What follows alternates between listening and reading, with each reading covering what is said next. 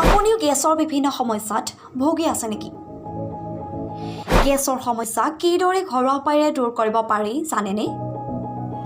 আজি আমি আপোনালোকক কিছুমান ঘৰুৱা উপায়েৰে গেছৰ সমস্যা দূৰ কৰাৰ কথা আলোচনা কৰিম। বৰ্তমান কৰোনাৰ সংক্ৰমণৰ পিছত ইয়াৰ পৰা সকাহ পাবলৈ সকলোৱে এক স্বাস্থ্যৱান জীৱন অতিবাহিত কৰিবলৈ বিভিন্ন ধৰণৰ ব্যৱস্থা গ্ৰহণ কৰি আছে। তথাপিও কিছুমান সমস্যা আছে যি মানুহক অতি সহজে এৰি নাযায়। মানুহৰ দৈনন্দিন জীৱনত প্ৰায়ে কিছুমান স্বাস্থ্যৰ সমস্যা থাকে যাৰ কোনো স্থায়ী সমাধান নাই। এই সমস্যাবোৰৰ ভিতৰত এটা সচৰাচৰ সমস্যা হৈছে পাকস্থলীত গেছৰ উৎপাদন হোৱা, যি বৰ্তমান সময়তে জ্যেষ্ঠজনৰ পৰা কনিষ্ঠজনলৈ সকলোৰে হোৱা দেখা যায়। চিকিৎসকসকলৰ মতে পেটত গেছৰ সমস্যাত ভুগি থকা এজন ব্যক্তিয়ে দিনক দিনে পেটৰ বিষ, বুকুৰ বিষ বা মূৰৰ বিষৰ অভিযোগ প্ৰায়ে হোৱা দেখা যায়। যদি ইয়াৰ বাবে সজাগতা আৰু নিয়মীয়া ৰুটিন উন্নত কৰে তেন্তে গেছৰ সমস্যাৰ পৰা সকাহ পাব পাৰি। এইবোৰৰ তাৎক্ষণিক প্ৰতিকাৰৰ বিভিন্ন উপায় আছে। বিশেষকৈ আমি গেছৰ টেবলেট বা চিৰাপ খাওঁ, কিন্তু অত্যাধিক মাত্ৰাত ঔষধ ব্যৱহাৰ কৰিলেও স্বাস্থ্যৰ বাবে ই ক্ষতি হয়।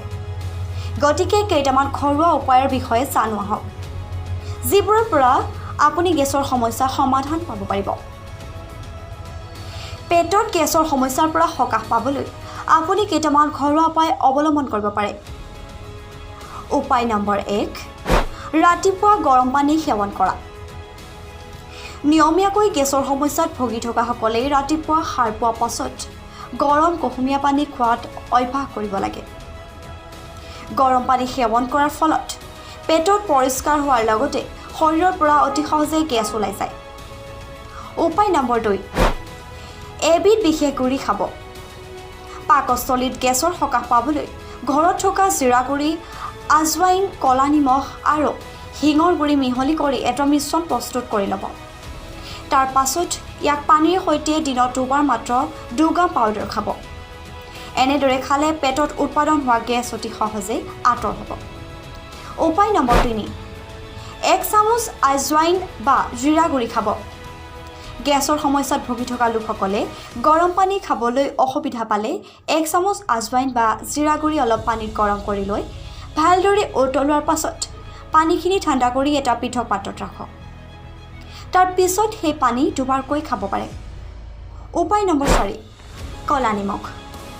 গেছৰ সমস্যাত ভুগি থকা লোকসকলে ক'লা নিমখ খাব পাৰে, যি পেট ঠাণ্ডা কৰি ৰাখে। যদি ৰাতিপুৱা পানীত অলপমান ক'লা নিমখ মিহলি কৰি সেৱন কৰে তেন্তে গেছৰ সমস্যাৰ পৰা পৰিত্ৰাণ পাব পাৰি। এই মিশ্ৰণটোৱে তৎক্ষণাত পাকস্থলীৰ পৰা গেছ আঁতৰ কৰিবলৈ সৰ্বশ্ৰেষ্ঠ আৰু সহজ ঘৰুৱা প্ৰতিকাৰ। উপায় নম্বৰ 5, আদা। সতেজ আদা হৈছে গেষ্ট্ৰিক প্ৰতিকাৰৰ এক উত্তম উপায়। আপোনাৰ আহাৰৰ পিছত 1 চামুচ সতেজ আদাৰ ৰস 1 চামুচ চূণৰ ৰসৰ সৈতে খাব। আদা চাহ খোৱাটো গেছ উপশমৰ বাবে কাৰ্যকৰী ঘৰুৱা প্ৰতিকাৰ। আদাই প্ৰাকৃতিক কাৰ্মিনেটিভ হিচাপে কাম কৰে। উপায় নম্বৰ 6, এবিধ বিশেষ যোগাসন। যদি গেছৰ সমস্যাৰ বাবে কোনো ধৰণৰ মিশ্ৰণ তৈয়াৰ কৰি খাব নিবিচাৰে তেন্তে তেওঁলোকে এবিধ বিশেষ যোগাসন কৰিব পাৰে। গেছৰ সমস্যাত থকা লোকসকলে পৱন মুক্তাসন, পশ্চিম মুক্তাসন আৰু কপালভাতি যোগাসন কৰিব পাৰে। এনে কৰিলে পাকস্থলীত উৎপাদন হোৱা গেছ শৰীৰৰ পৰা ওলাই যোৱাত অতিকে কাৰ্যকৰী। উপৰোক্ত তথ্যখিনি বিভিন্ন উৎসৰ পৰা সংগৃহীত আৰু প্ৰাথমিক জ্ঞান হিচাপে আগবঢ়োৱা হৈছে। বিশদভাৱে জানিবলৈ বিশেষজ্ঞৰ পৰামৰ্শ লওক। ধন্যবাদ।